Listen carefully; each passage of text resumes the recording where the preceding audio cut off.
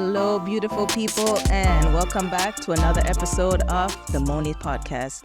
I am your host, Monie, and today's guest is someone who is truly flying high, literally and figuratively. Captain Damar Walker is one of the few Black pilots in Canada. Currently flying for Air Canada Rouge, he's a former military pilot, a mentor with the Urban Pilots Network, and a passionate advocate for representation in aviation. From growing up as a pastor's son in Mississauga to handling in-flight emergencies and breaking industry barriers, Damar's story is one of faith, focus, and flying against the odds. Today, we'll be diving deep into Damar's upbringing as the son of a pastor, the mentor and emotional challenges he faces, and the faith and resilience that keeps him soaring high, both in life and in the skies. Trust me, this is a conversation you don't want to miss. Please help me welcome my guest, Captain Damar Walker. Damar Walker, how you doing? I'm good, and thanks so much for having me. I am really thrilled to be here to have this conversation with you and, share some insights. Hopefully someone's listening. Something that I have to say will resonate with them. And yes, I'm really here to have a good time. All right. I'm glad that you could make the time to be here. And speaking of being here, where exactly are you coming from? Your last flight was where? Tell us where you just come from. Wow. So now you're making me think because my last flight was a few days ago, but I came from Phoenix. That was my last flight. But Phoenix. It was Toronto, Phoenix, back to Toronto. So it was a big day. Okay. We had a 8:50 departure in the morning. I like to ride my bike, as you know, if you follow me on Instagram. Yes, look at it. Bike riding. So Yes. It was a 4 a.m. wake up for me. Rode my bike, went for 22K, and then got back home, got changed, went to the airport. Got in the airport. We have to be there an hour and 15 minutes before. Okay. And 8:50 departure. Anyway, long story short, didn't land till closer to 7 p.m. that night. Oh, wow. And so it was a big day. That's But the last place I went to was Phoenix. That's Phoenix. Yeah, it was good. I've never been to Phoenix. You got it. It's nice. A lot of Canadians there. Oh, yeah? Yeah. I'm surprised. Yeah, lots of Canadians. Really? Thanks. So we're going to get into a little bit of who you are, your identity, pressure, and legacy. I know I don't want to start off heavy, but we're going to start off a little heavy and get light. Okay, I'm good with that. So what was the unspoken pressure, if any, of being a pastor's son? And how did that shape how you carried yourself publicly and privately? Well, We you know what? that. Yeah, no, that's a big question, but I think it's important because as I grew older, I kind of was able to shape my identity and kind of write my course as to the person that I wanted to be. But growing up, there was a lot of insecurities that I had to deal with. Yeah. Trying to be that pastor's kid, to have, the public view me in a certain perception, and also not feeling adequate enough. Really? Yeah, a lot of it. Like I had amazing parents, super supportive, but I just always never felt that, I could really attain the standard that other people wanted for me. I knew my parents loved me unconditionally, but I felt like the external pressures from membership at the church, wanting you to be the most spiritual person, the most educated person, the most everything. And I mean, even the church that we're at now, I got there when that was in 1996. I was 11, 12 years old. Oh my God. I was a kid. Just give away ears. Just give away ears. Yeah, man, I know. But, it's the pressures that were on me as a kid, they were immense. And one that really helped shape me, I didn't like it at the time. And it was actually intended. It wasn't intended as a compliment. Whoever's watching, if they are the one that said this, they may know that they said this. But I remember someone coming up to me and saying, you're a pastor's kid, and, pastor's kids should be winning student of the month And all those things. Yeah. Like, okay, whatever. Like Whatever the pastor's kid wins it all the time. Then you're gonna be like, why is the pastor's kid winning it all the time? But then they also said that I was too shy and I wasn't assertive enough. And as an 11, 12-year-old kid, when you hear this from someone who's older, like it's really demoralizing. But I'm a prove you wrong type person. Yes. So when they told me, I was too shy and I wasn't assertive enough and all that stuff, I was like, you know what? I'm gonna show prove you wrong. Yes. So from that moment, I started putting myself in more uncomfortable situations to talk more and to put myself in public spaces, to do more public speaking, work on my writing, my public speaking and whatnot, to be more articulate so that no one could ever tell see that again, eh? I'm a sort of person or that. Didn't have confidence. So you see, just took that one comment to make you say, I'm gonna prove you wrong. Absolutely. Oh my gosh. And a lot of people, sometimes we need that push to get out of uncomfortable situations. Did you ever feel like you had to live up to certain images? You kind of touch on it because of your family name. Yeah, I felt like you had to. Naturally, being around church and being around Sunday school settings and whatnot, naturally you retain a lot more of the information. So we were very familiar with Bible stories and things like that. So it wasn't to say that we felt inadequate in that respect, but I just felt like as a pastor's kid to people external to your situation, it was just never going to be enough. You're never going to be the most behaved. You're never going to be the most knowledgeable. You're never, ever, you're always living up to their expectations. So you really, and I think that's why a lot of pastors' kids have this reputation of not being the best behaved kids. But I think a lot of that is in retaliation to having to fit the mold. In retaliation to having to be defined by your parents. You're your own identity. That's true.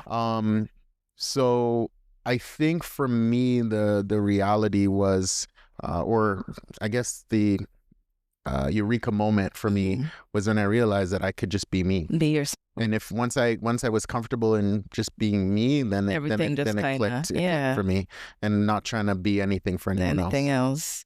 Yeah. I love that. So you kind of struggled a little bit with like sense of identity, balancing like who you are versus Yeah, and I think too, like even when I take stock of where I was in life and just it's funny how your own head games can play tricks on you. There were certain things that I would struggle with, and I would think, oh my God, I must be like the worst person. Oh my God. And not knowing other things that people were going through, and then growing up and then going in hindsight and looking back, you're like, I was a really well-behaved kid in comparison. Yes. But at the time, you're like, oh my God, I must be like really worse. Because I feel it. Everybody else just has this expectation for you. And the thing is, when people have an expectation of you, but they don't know who you are and they don't see you outside of certain settings, that expectation is not really valid. Exactly. And that can cause a lot of issues. So I stopped trying to do things for them. If I was adequate and good enough for my parents, that was good enough. But then again, like once I found my own identity, then I was very happy in that. Wow. Just hearing you share that, I would never think you had such a struggle. I always thought this was who you are. I know, right? I know. Like you were always confident. It was always in you, and you present that so well now. So just hearing you give a little background of some of that, I would never imagine. Let me say this to anyone that's watching this. Regardless of whatever people present, everyone has an internal struggle with anything. True. And who you are every day, and as you grow into the person that you are, it is a refinement of the things that maybe you never were comfortable with to start. So I don't want you to look at anyone, not even me, right, and look at me and like, oh man, Damar, he has it so well put together. True. I have a lot of things that I struggle with, but that's the beautiful thing of being human is you're constantly refining and building and perfecting things. And if I was perfect and if I had it all together, I'd be a robot, and I'm not. Trust me. Ask my wife. I'm not perfect. Trust me, she knows. That's true. I love that. Love that. Keeping it real. Hope you guys are enjoying the episode so far. Click subscribe if you haven't done so as yet, please. Let's get into isolation in the industry. What does it feel like to walk into a room like the flight decks or meetings and often be the only Black person or Black pilot there? So we talked about pressures with church, and we talked about some of the external pressures, external to your family. That was another External one. Perceived. Yeah. Because when you're the only, it's almost like you're the unofficial representative. So it's like, yeah, I'm the representative for all Blacks in aviation. Yeah. Because of being the only, if certain people aren't exposed to others in the industry, then their basis is going to be solely tied to you and what you're doing, what you're presenting. Yes. So in that respect, I felt there was always a lot of perceived pressure on my part to do well. And when I didn't do well in certain situations, I felt almost that weight of I'm letting everybody down. Yeah. So there was a lot of that. But then on the flip side of things, there was a lot of pride. Yes, a lot of pride in not just being Black, but just being Jamaican. That's one. Like yeah. Just being Jamaican and to carry that that pride, that culture. Like, one thing I do love about being Canadian is I don't have to give up my Jamaican roots. I'm equally Canadian as much as I am Jamaican, and I never have to relinquish those roots. Yes. And that's the beauty of this country. And I carried that pride with me as well. So there was some fear, some pressure, but there was also a lot of pride being in situations as the only. There's a lot of opportunities there too. So how did you handle the weight of representation? Did you ever feel like you're carrying more than just your dream? Yeah, I do, and I still do now, and that's, I guess, not without jumping too far ahead.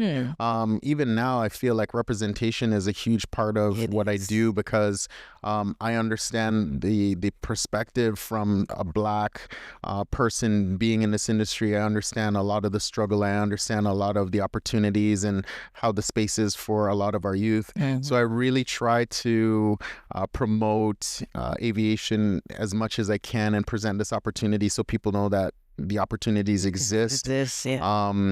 So I mean, on that front, there's that sense that even though I'm the only, I do have an opportunity here to really pull other people. Like that face that they see. I can be like him.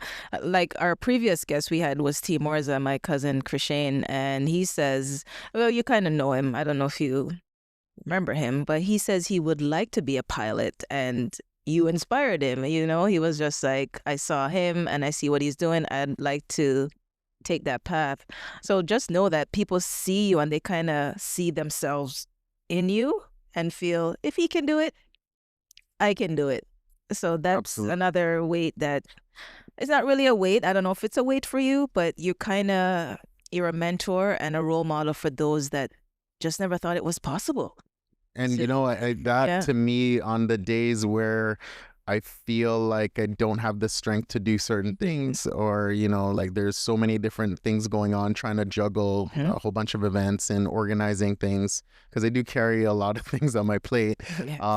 The moments like that make it worth it. Because I know that, in seeing me and doing what I'm doing and, being professional to do it well, that other people see that and they're able to have the goal and then also have the means to see that goal to fruition. So it does excite me in that way. So it is a weight, but as well, there's rewards to it. And like what you said there, that's a reward, because that is you see people making strides and you're like, okay, you know what? Even if it's just one person, then it's worth it. Even if it's just one. You ever feel invisible in this career because of your race, or? I wouldn't say I ever feel invisible. Okay. At times, I would say, being the only, I felt like I was very visible, but not well understood. Okay.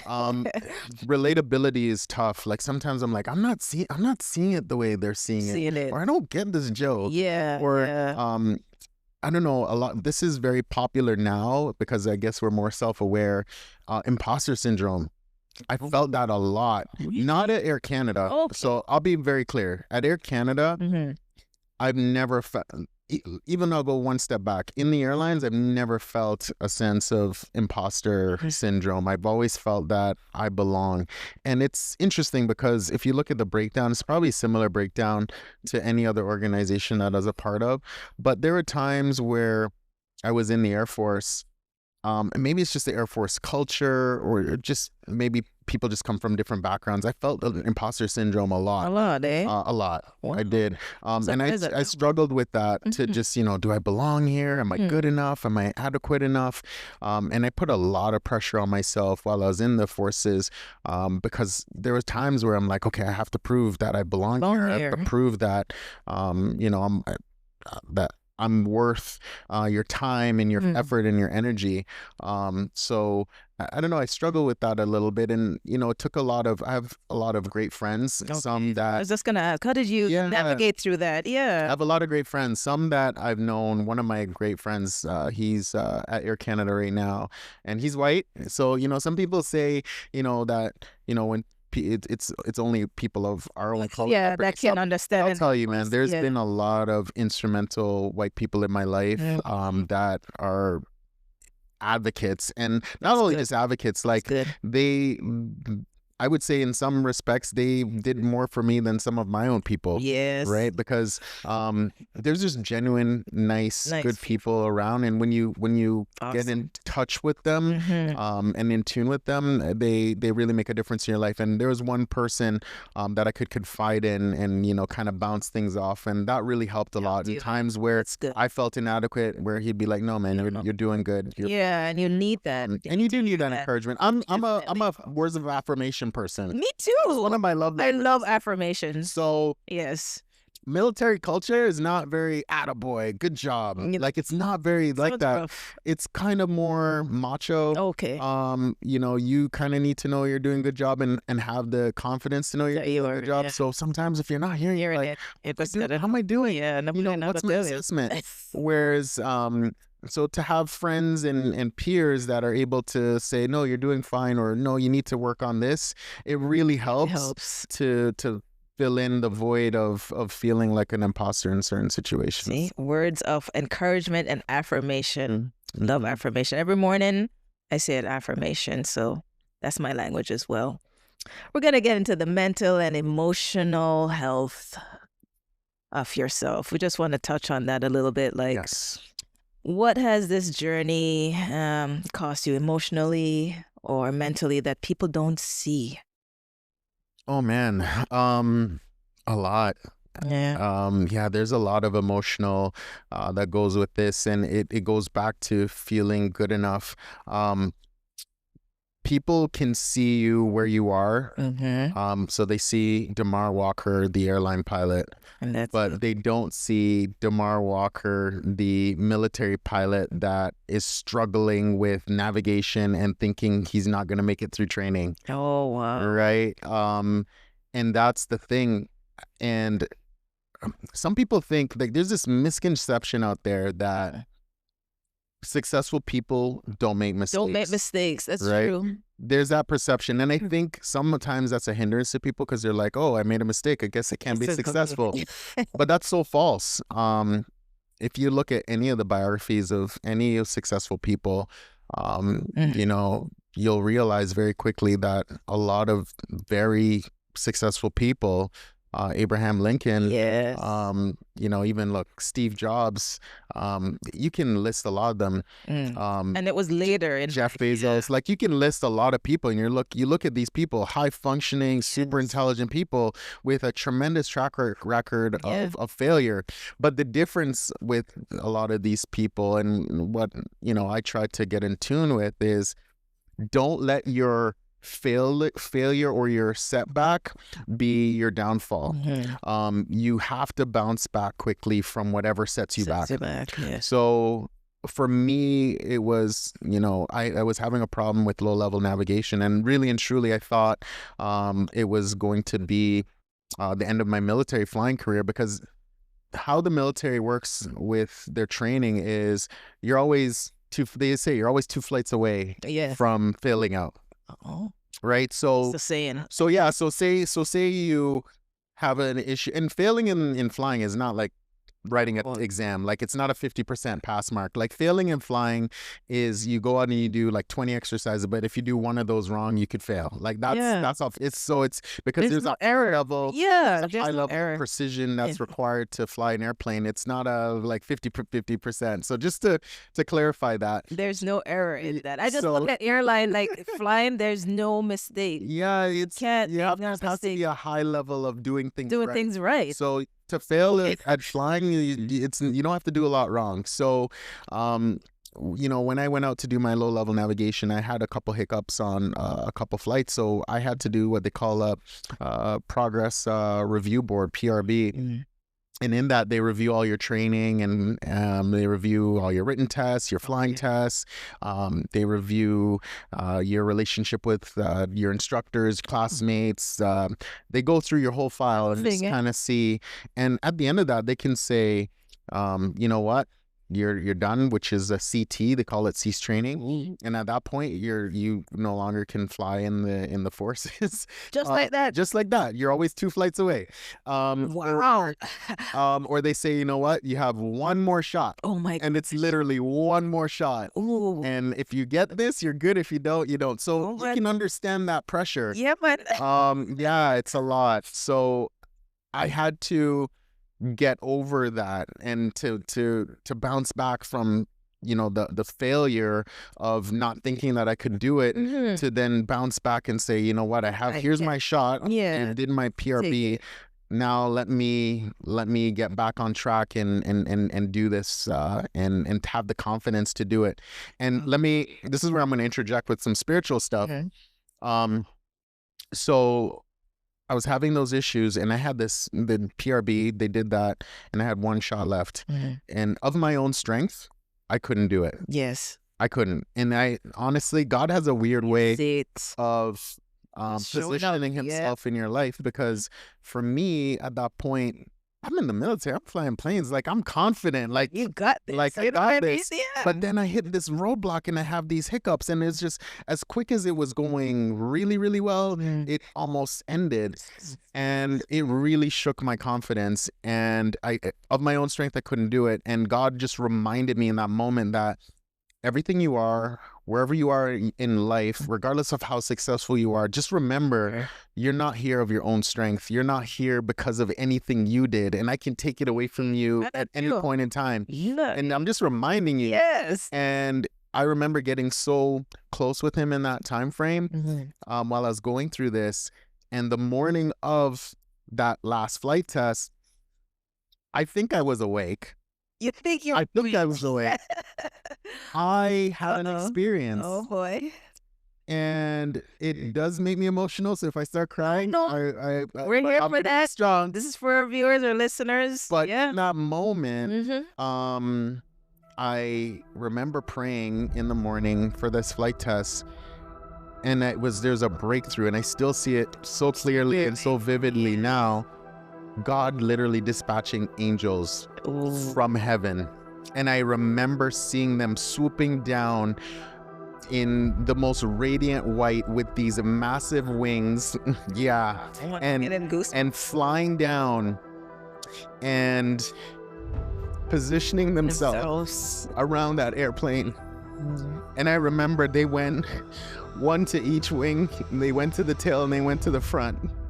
And in that moment when God put those angels around that airplane, I had a peace in my heart that everything was going to be okay.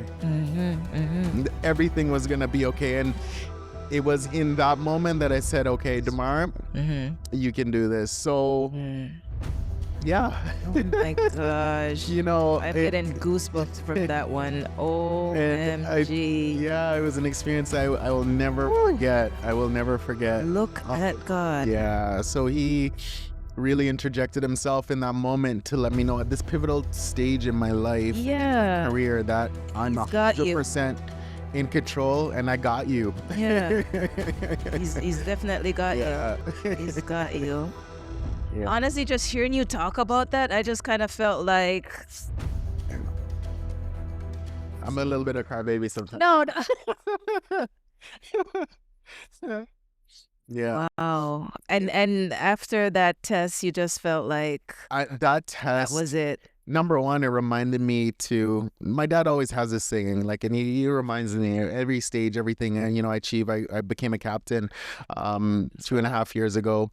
And in every stage in life, in every success, he says, Damar, you're super successful and I'm so proud of you. Yeah. Always stay humble. And always. And the thing is, for me, God reminds me to not only stay humble, but just remember that wherever I'm at, it's not me. It's not you. It's not me, right? Like, and he's the one that is in complete control of my life and my destiny and my future, and I gotta keep him first. So he reminds me of that constantly. Yeah.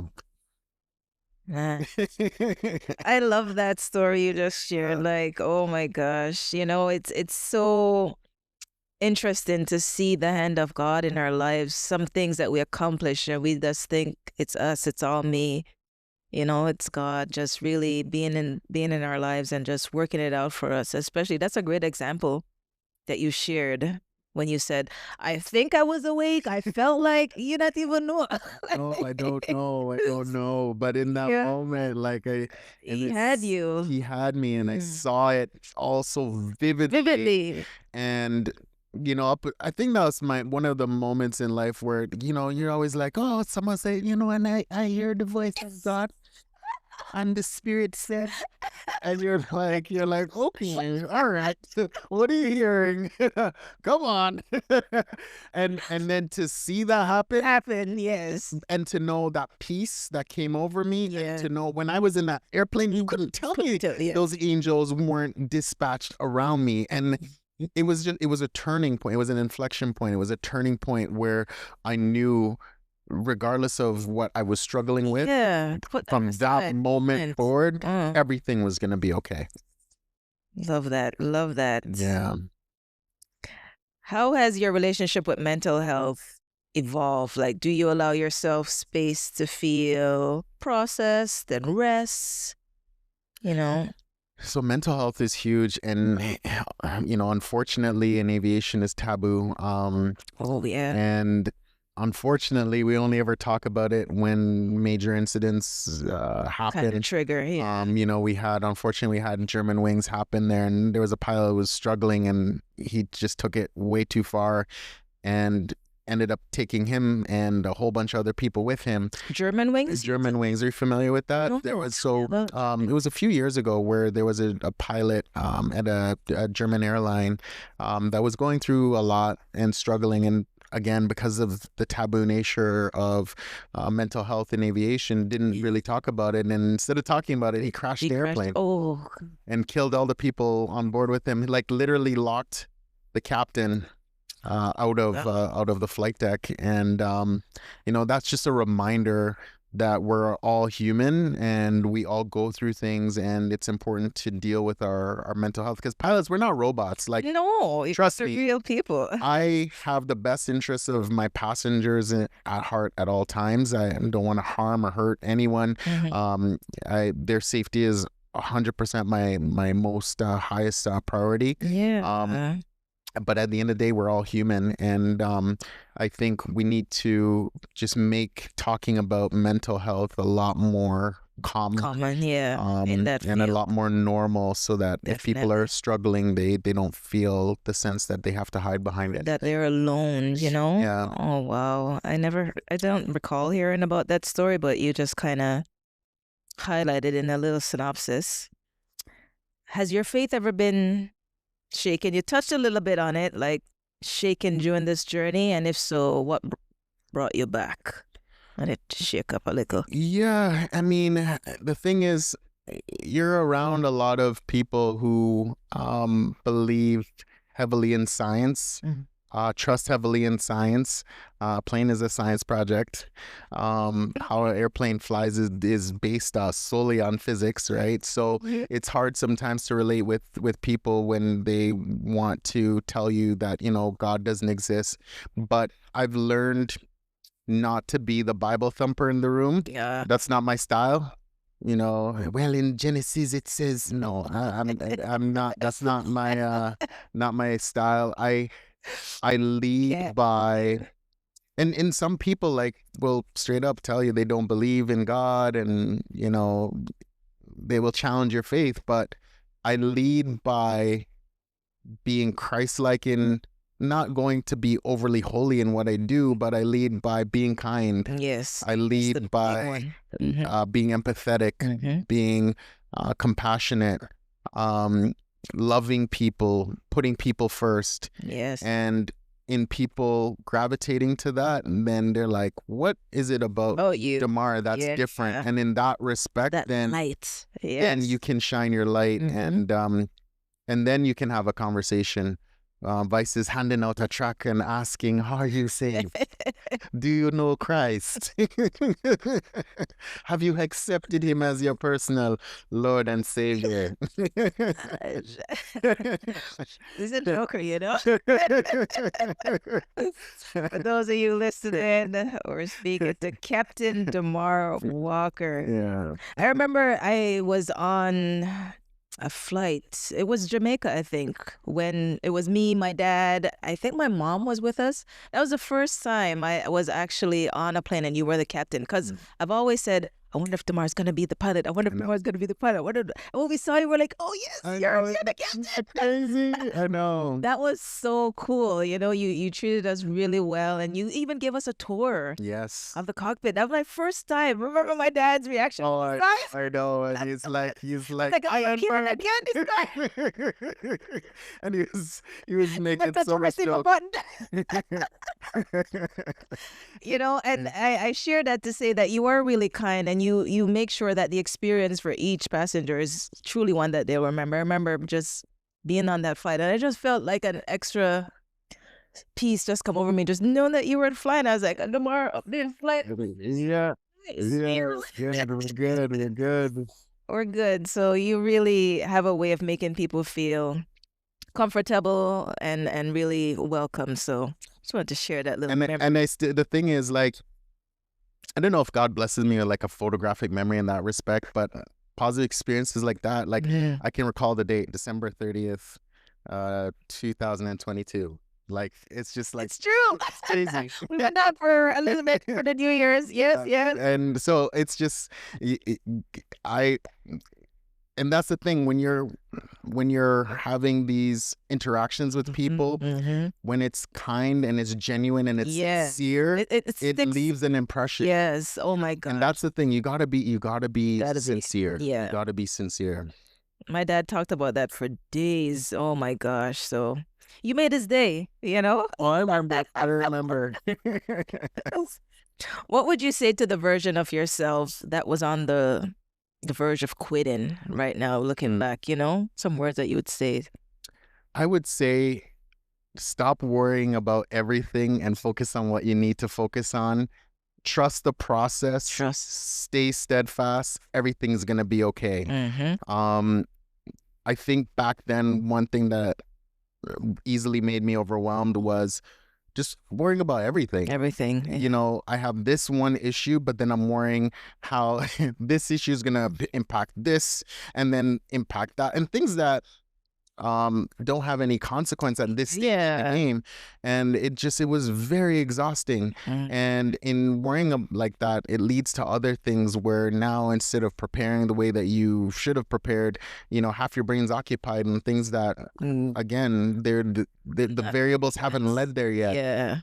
Whereas if I had just focused on the problem at hand, or the things that I could control and the things that were right in front of me, I would have led to a lot less anxiety. And in certain situations, it would have made me a lot more prepared for situations, and it would have prevented other issues.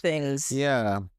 Sometimes I think we just need to take a step back and stop worrying about everything and just focus on what you can control in the moment. Over process. And I get like that too. I worry about so many things that haven't even presented itself yet. And I think when you worry, you kind of create more of that domino effect. Whatever you kind of put out there, you just create that issue. And it was never a problem to begin with. But when your mind starts to race, like mine, you create problems that are not necessary. It's one of those things where it's an advantage because when you're an overthinker, overprocessor, you're super organized and you're well planned and you're thought out, you're meticulous.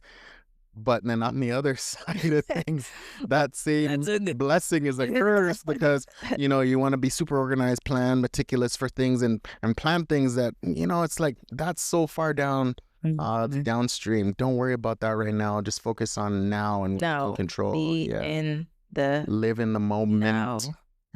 Yeah. You know, it was so hard to get you, and I'm really glad that you took the time to be here with us. How has your career impacted your friendships, relationships, like your family life? Because you're so busy, you know, you're always flying, you're always away. You know, have you lost someone or something important along the way because your schedule? The schedule is tough. I think for those that are around that understand, they stick around. Some people, they take it personally and like they just move on. But you know what, like for my family, they are the priority. And what I try to do is when I am around, like I'm that over planner, overzealous dad type. Where it's like, oh, Friday I'm home, all right, we're gonna see the movie, like we're going to movies, we're going to dinner, you know, oh, I'm making you guys a meal, summertime, going on vacation, March break. So I try to maximize the time that I have with the people that I love. And even more so now, like post-pandemic, I know, like, you know, during the pandemic when we weren't busy, we're like, we're gonna make time, but like life gets back in the way. But I try to be intentional with people, everything, where it's like, all right, you know, we've been saying we're gonna do this for so long, let's be intentional, let's plan a date, let's just do it, let's make it happen.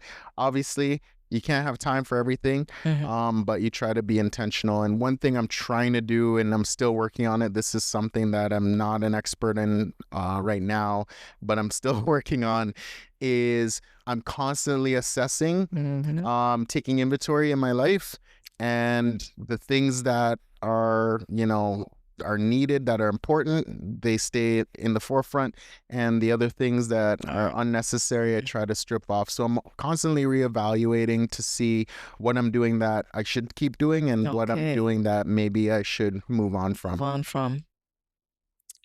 Love that. If you guys have any questions that you want to ask, drop them in the comments. We'll get them to Damar and he'll answer your questions. Let's move on to the legacy, the regrets, hope. What's something that you regret not doing sooner, either for your mental health or your personal joy, you can think of? One thing I regret not doing sooner is enjoying the journey. I'm really enjoying my time at AC, at Air Canada right now. And I think that was a result of all the hard work and getting to where I've always wanted to be. And then I just realized, oh my God, I'm here. But then I realized that if I don't enjoy it, then I'm just always going to be in that moment of chasing where it's like, okay, I'm flying the Airbus 320 family. Now I want to fly the Airbus 330 and I want to upgrade to captain, and I want to become an instructor, or I want to go into management, or I want to do this with the union, and it's just like, there's so many different things that you can attain, and so many different paths that you can take. And if you don't enjoy where you're at, then it's always going to be like the next thing, focusing on the next thing. And I was doing that. I was doing that along my entire journey. And, you know, unfortunately, when I got to Air Canada, I realized, no, I got to stop doing that. So yes, I'm still ambitious and I have goals and there's things that I want to attain. The most recent thing I achieved was becoming a captain on my fleet. So I have, you know, different goals and aspirations, but I'm enjoying each stage that I'm in. I'm flying airplanes and enjoying the scenery, and you know what they say, taking time to smell the roses. The roses, you're doing that. I'm doing that, and I would tell anyone, whether they're, you know, wanting to become a pilot, have become a private pilot or commercial pilot, just enjoy where you're at. Enjoy that moment. Enjoy the moment. I saw recently your post on Instagram for Father's Day to Bishop Lennox Walker, and you said that growing up, you felt he was so strict. Very. But now you kind of look at it and say, I kind of get it. You had to be like that because, how did you find him being strict, and how do you feel that kind of navigated your path to where you are now, if it did at all? Yeah, because I find like, okay, I knew as a kid, yeah, I like planes, I want to be a pilot, but I was a kid, I want to have fun. Yeah. I want to ramp.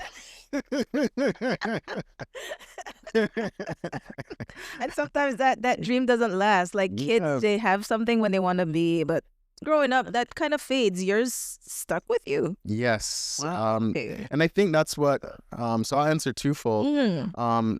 I think a lot of people are out there just not doing the right things. Mm. They're in fields where someone pushed them in there, or maybe they kind of settled in that field or something. I think we're missing a lot of passion, because That's if true. you do what you're passionate about, I don't think it ever fades. I don't think it leaves you. Yeah. I'm really stubborn. So I was like, I love planes. I love aviation. I have so many interests, but this was the true passion where I really wanted to take it to the career level. Wow. So I pursued it until I achieved it, and you know what? No regrets, because it doesn't really feel like work. No, That's the kind of job I want. I mean, yeah, that's good.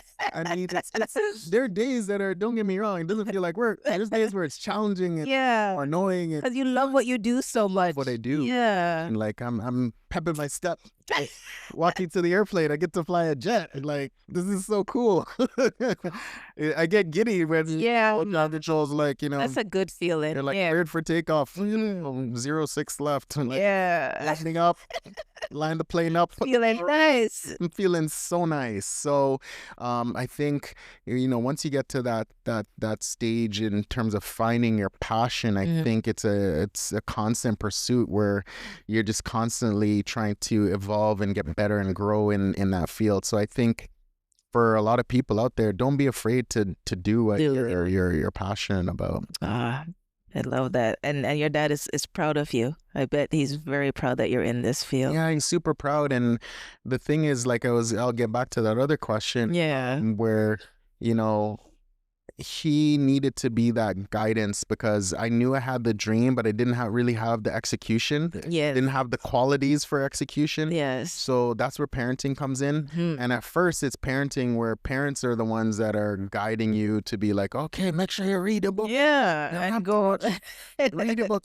But then it evolves. It evolves in them telling you that, and it's annoying, and you're like, no, I don't want to read my book. I want to do this. But then you see the results of what hard work does. Yes. And then those results become addictive. And then you pass the stage where you then don't want to do it just to please your parents. You want to do it for you. For yourselves. Yeah. Exactly. Yeah. So, yeah, he was strict back then, and I didn't really like it, but I'm happy now that he was able to instill the qualities that I needed to be successful in my field. Because let me tell you, even though I said passion in the beginning, Yes. which is key, passion isn't enough, right? Because you can be passionate anything if you don't have the discipline or the execution or the drive. It's not going anywhere. And a book that I'm reading right now says you have to become okay with when things are boring.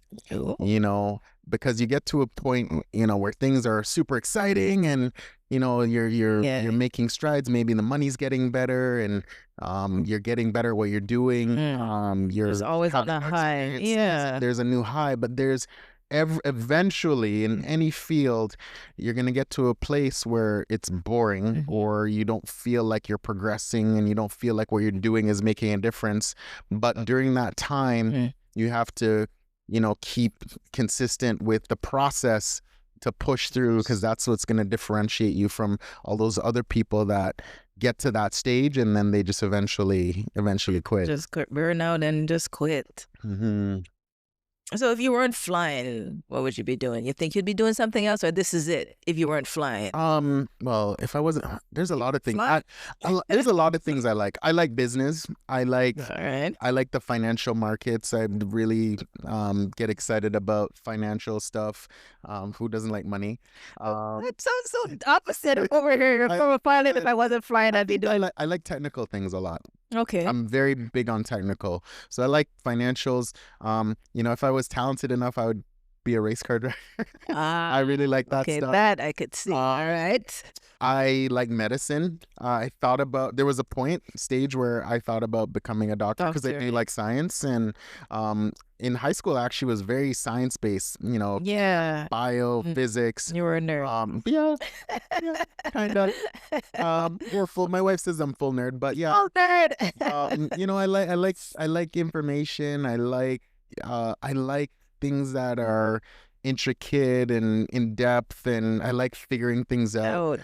So yeah, medicine was cool. I recently visited the air traffic control center in Toronto. I think that's a cool job as well. So I have a lot of different interests on various technical things.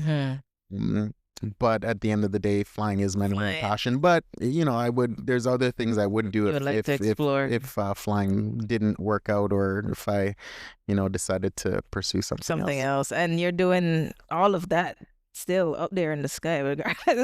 All of that intertwines with what you're doing. Like, it's very technical already, the job that you do. When you think of legacy, what does it mean to you now? Not just in terms of career, but in terms of like the man you want to be remembered as. I think of legacy. Legacy, I know, and legacy is such a big word. But I think I'm learning to simplify things. I realize in life as I get older, the simpler you keep things, the better. The better. We come from a very complicated culture. Yeah. Accolades culture. Like, think about every Jamaican person that is successful, want to be known by all their titles and letters beside their name. But I'm super simple. Legacy for me is a lot more fundamental than that.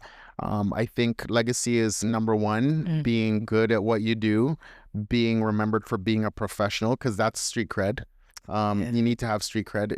You can't be a promoter of aviation and be a terrible pilot. Like, that just doesn't really work, right? So you got to be good at what you do. So take pride in your job and being good at what you do. But beyond that, I think legacy for me is, am I impacting the future generation of my field? That's it. What am I doing for the future of people in aviation and for future young future for black children to be successful outside of aviation? True. And I think if I can be a successful pilot and in that process inspire other people to become pilots or become professionals and to love their careers, and in turn have them inspire other people, then I think that pushes our race forward in a way where now we're all successful. That's true. And we're all high functioning people in society. And I think for future generations, when we're long gone, we're just going to leave the planet a lot better than how we found it. And to me, I think that is the biggest impact you can have with respect to legacy. Definitely. Love that answer. Very, very true. I read somewhere that you had an emergency landing in Bermuda after like a passenger went into like labor mid-flight. Tell me a little bit about that, because that's only stuff you see in the movies. And know that you were the pilot. And what happened? What did you do? This was another God moment. God has his way of showing up in my life. So, I need water. You need a water? Okay, we're gonna get your water. I'm gonna slide that to you. But I had to do some flying because there was something that changed in my schedule. So when something changes in your schedule where you have to lose flying, somehow you have to make that flying up. Okay. So there was something that came up where I couldn't do the flights that I was assigned to, so I had to give those flights to someone else and then pick up new flying. So when you do that, it's called makeup. Okay. And in makeup, you have your choice of where you can fly. Mm-hmm. So I saw on the Monday, I could fly to St. Lucia and back. Yeah. And on the Wednesday, I could fly to St. Lucia and back. Yeah, you're like, so I was like, all right, I'll do this. This is going to be amazing. So did the flight on the Monday, went down to St. Lucia, went with my FO, and we had a great time. And it was kind of, I call this my familiarization flight.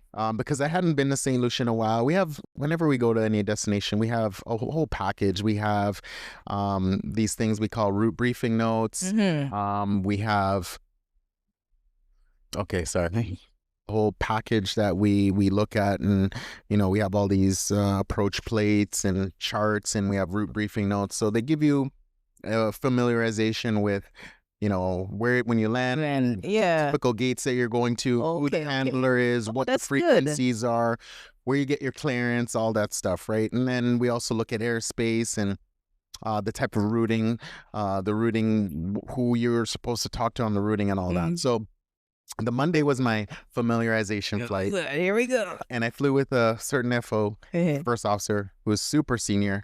I think even more senior than me, but he's just choosing to stay senior and be a first officer than become a captain and then get junior like me, right? Okay. So anyway, long story short, did the flight Monday, went almost flawless. I think we were early to depart, early to arrive. Nice. Things went super smooth. Those are the flights that I like.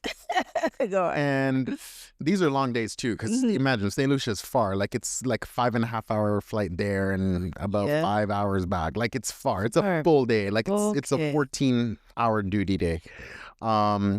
So anyway, so did the flight on the Monday. You can't do those flights back to back. So I did it on the Monday. And then the earliest I could do it again was on the Wednesday. So did it on the Wednesday. Guess what?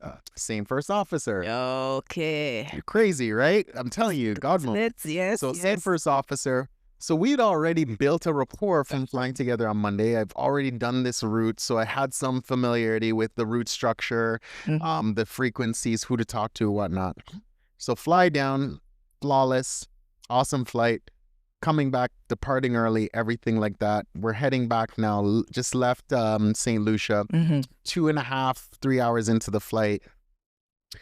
Flight attendant comes up and she's like, I'm going to need your medical key. So we all get a medical key for the medical kit, because the medical kit is sealed. Yes. And it has a lock on it, and only the pilots have the key that can open it, because it's very, like, when you open it, this is serious, right? So she asked for the key to the medical kit. Yeah. I was like, and you start it. I'm like, what's happening? I'm thinking is someone, because St. Lucia is a more it's a route that attracts a lot of money per se. Yeah, it's not cheap to travel there. So you have usually an older clientele, well-seasoned travelers that are on this route. Okay. So I thought, okay, maybe it's someone like someone having some sickness or whatever, right? Yeah. She's like, sorry. She's like, someone's going into labor. And I need your medical key because she's going into labor and the baby's being born prematurely. I don't know. Like, that's all the information I had. I'm like, premature? What does that even mean? Like, how premature? Anyway, long story short, 10 minutes later, she's like, her water broke. Uh-oh. So immediately we go into like, okay, now we need to figure out where we're going mode. So, we're always taking stock of where we are on the route. So I'm looking at closest airports. We're at a critical point where I can either go back to St. Martin. Or if I fly any further north, I got to go to Bermuda. And then I'm making decisions like, if I go back to St. Martin, if the lady is do you have time? Then we're stuck there for the night. But if I go to Bermuda and everything works out, we can drop her off and keep going. Like, all these different things through my mind. Wow. Plus, we have to think in terms of fuel. Like, where does it make sense to go for fuel, right? Because you don't want to be put in a spot where your fuel numbers aren't going to work out. And just coordination with air traffic control, because we have a certain route structure. So we're talking with them, and we need clearance off the airway. We need to talk to our dispatch to get the airport, like a movie. get the airport, get the staff there. At that time, Bermuda was closed, so the staff, they were at home, but they're on pagers. So then need to figure out if they can make it in. Bermuda was closed? Yes, because they have hours based on. So the airport may be open, but our staff may not have been there because of a certain arrival time. That's interesting. Okay. Yeah, so at the time it was either closed or the staff wasn't there, but either way, no one was going to be there to meet us. So then we had to think contingency. If Bermuda doesn't work, I'm already committed to it, then what's the next best airport? So is it JFK? So we're thinking about all of this stuff. And then we're pilots. Yes. But because we fly... so many people around, our airline has a contract with the medical staff, so we have and they work 24/7. We have constant contact with them, either through satellite phone or what we call HF, high frequency radio, where we talk to a doctor on the ground, and literally whatever they say, that's what we do, unless something of aircraft safety trumps that, where it's like if they say go to New York, but I'm like, we can't land in New York, like we don't have the ability to land in New York, or we don't have the fuel for whatever they tell you, kind of typically whatever they tell us, that's what we do. Yeah, so when you're talking to these doctors, they give you a synopsis of the patient, and then the information that they give you, they feed it to whoever's on board. So the flight attendants, and then we always ask if there's medical professionals on board. In my case, there were 2 OBGYNs. Okay. And they were both trained in non-normal type birth situations. So they were very well trained. That's why I say it's a God moment. And they were able to help deliver the baby. And as I mentioned, there was this possibility that we couldn't go to Bermuda because the staffing. So we had New York in the back of our mind as an alternate. And then when you're going to another airport that you've not been to, you got to get all your landing calculations, performance. There was a whole bunch of work that happened that had to go on with that. And obviously declaring an emergency with air traffic control or relaying that to air traffic control. We're probably talking on 4 or 5 different frequencies at once, because we have to talk to our dispatch, we have to talk to the doctor, we have to talk to New York, and relay to New York, and then back over to Bermuda. And there's a whole bunch of stuff going on. Plus I'm coordinating with my first officer, the flight attendants, and everyone. Yeah. And in the back of my mind, I'm wondering, like, how's this baby doing? Like, yes. Because all I hear is premature. I'm like, premature? Okay, the baby's born. Is the baby breathing? How's the baby coming along? And I think once that all settled and I knew the baby was okay and the mother was okay and the baby was there and she was being taken care of, that stress part of it went away, and then I could kind of get back into flying the airplane. So from me being told she was in labor until we touched down Bermuda was about an hour. Oh, wow. And I mean, once everything settled down and we knew where we're going and everything,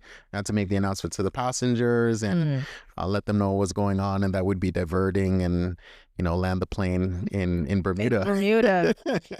Wow. So I think that well. It was definitely interesting. And I think, again, like I don't think it was an accident that I was there, and I don't think it was an accident in terms of how it worked out because of how everything was set up. Wow, it sounds scary, but you handled it well. Yeah, at no point did you freak out when you hear stuff like that. You just have to be like, all right, okay, you just took the news so well. Well, there's a little bit of panic internally, but you can't show that you're the pilot. As a captain in that situation. Now you're always in charge, but now how you react is going to impact everybody. Yes. It's going to impact the passengers. It's going to impact the flight attendant who's freaking out. She gave birth pretty much the baby in her hands before she got help from the OBGYNs. And then you're going to impact the first. And, it's all about synergies. So you're trying to get everyone to work together to do a greater job together than they could do as individuals. And you can't do that if you're panicking. So even though there was some internal you had to you have to be calm on the outside, and use your Good. resources to manage the situation. You did well, because when I read that, I was like, really? Oh my gosh. Yeah, it was tense. Yeah, Exactly how you read it. It was that. Like current events right now in aviation safety, there's been a lot lately in the news, as you can see, about aviation. Just the other day, that tragic crash in India made headlines. The plane went down, over 50, including one Canadian passenger. As a pilot, how do you process these incidents, not just technically, but emotionally, Yeah, first of all, like, my thoughts and prayers out to everyone affected by what happened last week. It is tragic, and it is even more so tragic, as professionals in aviation, because the investigation process is long, and we're all very curious. We want to find out what went wrong and how we can prevent it from happening in the future. But I think it's just a stark reminder that what we do is serious. And every time you go on that airplane, you got to take it seriously, and safety always has to be the number one priority. And I think even for people traveling, I know you may be scared, like, what's going on, aviation, even though you're seeing a lot more things happening, aviation is still the safest mode of transportation.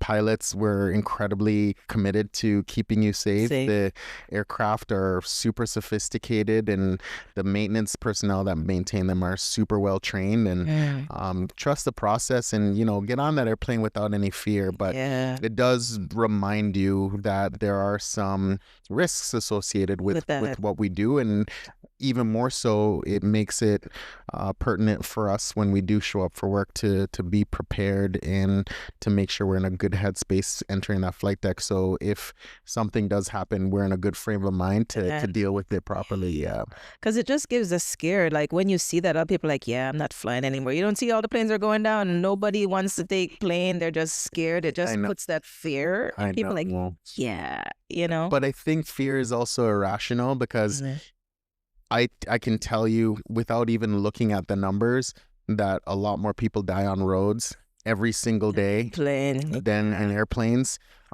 It's as tragic as Air India was, either 250 people died in that. I'm sure in Ontario alone, more than 250 people died on Ontario roads. So does that preclude people from driving? No. So I think we have to make sure that whenever we look at this, we understand statistically that as tragic as this incident was and as scary as it was, it's still a very, very safe mode of transportation. Man, honestly, it's been a really good conversation with you. I hope you guys are enjoying it so far, but there's a lot of things that you said, and it's almost like we're watching a movie. Everything that he's saying, just picturing everything that goes on while you are the captain. I'm gonna wind it down. Your favorite destination that, you've been to so many places that you personally... My favorite. Yeah, your favorite. Other than Jamaica. Other than Jamaica, that's a given. That's a given. Well, I am Jamaican. But I love flying. I think full circle moment, the most impactful full circle moment that I've experienced was being a pilot flying to Jamaica in the Air Force, and then being a captain flying to Jamaica. I think those two moments definitely stood out. Yes. Just because they're so full circle. I was born in Jamaica, immigrant, came to Canada, went through the military, and got to fly back to my country. Got to fly my people. Oh, God. I mean, that makes it so nice. Nice, definitely. But I will say, because I'm not going to keep it 100% cliche in that respect, the nicest place I've flown to was not even at Air Canada. It was when I was in the Air Force. And I would say it would be going to the Mediterranean and, going to Cyprus. Wow. Yeah. So, I think Cyprus is... North Americans don't really talk about it a lot. Yes, but Cyprus is a hidden gem. And next to Cyprus would probably be the Greek island of Crete, which was another really awesome destination. So the food, the people, the scenery. That's a whole different vibe. Mediterranean water is like no other water, just how blue it is, and the sand, and mix that in with just it's this weird hybrid of Europe but Middle East. So it's really nice. And I think if you can venture to that part of the world, it's Definitely nice. check that out. And then I'll add one more thing. For adventure, flying into Africa, there's nothing like it. There's nothing like it. Yeah, like flying across Africa, I got to go to, yeah, and just dealing with, going to some of these places. It was like, I remember going to this place called Juba, and in Canada, a lot of people don't know this, and I won't get super technical, but in Canada, the ground controller is usually different from the tower controller, who's usually different from the terminal controller, who's usually different from the center controller. Flew into Juba, and all those jobs was one person. Are you serious? Kid you not. Wow. The tower was the ground, was the terminal, was the center. Same person. And I was talking constantly. And the amount of airplanes going into this place, it was mesmerizing. Oh my. So for adventure, going into Juba was definitely epic. What? Yeah. Somebody. Well, you personally, with getting ready to fly, any music you listen to? Like, what's your flying ritual? Music, snacks? What do you do before a nice little takeoff? You know what? I think we're always, as pilots, we're always assessing, how do I feel? Am I tired? Am I in a good state of mind? Is my mind clear? Do I have a clear thought process? And that's kind of my ritual when I go to work. And because of that, it's like, I'm very strict on, some people comment like, man, you lose weight, like, how you lose weight? But I think it's part of the discipline in the flying regime. Yeah. So I've become very strict on my exercise routine, and I love cycling. That gives me a clear headspace. So I'll try when I can on nice days to get out and cycle. If I can get in before work, that really is amazing for me, or get a nice workout in. And I also try not to be rushed. Yeah. Because then you're in a good headspace where you're not, oh my gosh, how am I? Yeah. And you're stressed before you get to work. Do that. No, sir. So try not to be rushed, and just try to just have a clear, calm mind. And if I'm anything other than that, then I start to assess whether it's good enough for me to go to work. And I'm not afraid to book off if I need to make sure that I'm not in an airplane. Great space, and you have to do that. Space of the glass has to be full before you can pour.